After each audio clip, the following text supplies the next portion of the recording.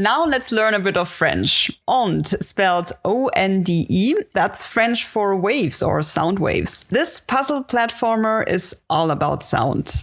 But let's ask the devs about it. I checked with Grhyll. He's part of the indie dev studio 350, and he described his favorite scene in the game. I settled on one that is not in the demo, and it's a scene that's kind of emblematic of the game, in my opinion at least.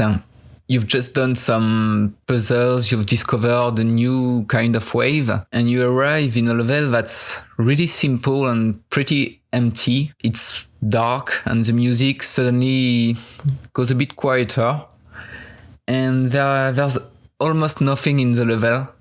And so at first, when the player tries to do things, it just seems impossible. And like most levels in Onde, the solution is very simple once you know it. And so when you finally find the solution and the player is able to go on the level, their expectations are kind of messed up because there's nothing on the right and they just keep climbing. And there is something in this moment that I just really enjoy. And the reason why I say it's kind of emblematic of the game is that it's because the game is really full of surprises. And we just set up expectations for the player and then we break them, and there's always a new thing to discover. So yeah, I like that part. And to dive a bit deeper into Gryll's mind, I wanted to know what moment he'll always remember as an indie developer. I've thought pretty hard about this, and there's this one moment that I think I always remember, even though it's not something really big. It's just when on my first day of work, like I was still a student and doing an internship for the end of my studies at the Game Bakers. And it was remote work, but to begin the internship, I still got to meet my bosses. And I was with them and they showed me the game I'd be working with them on for the months to come.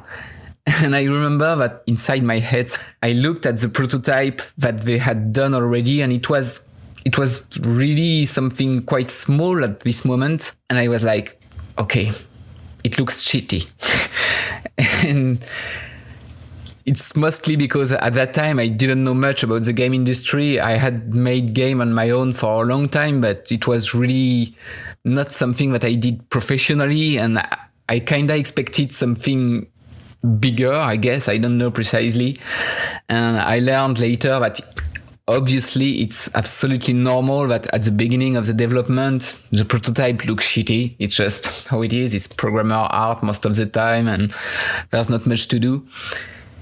And yeah, I think it was funny that my first thought about this game was this, and now the game was quit, by the way, and I'm super happy I got to work on it because I think it's a really great game. It's beautiful and the story is a lot better than it could look at first sight, and the gameplay is interesting, and yeah.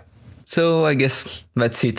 Grhyll, I had to laugh so hard while listening to your story. That was awesome. Thanks so much for sharing. There's no release date yet for Onde, but I'm definitely looking forward to it. Grhyll, we wish you all the best and enjoy the rest of Gamescom. Thanks for being on Open Indie.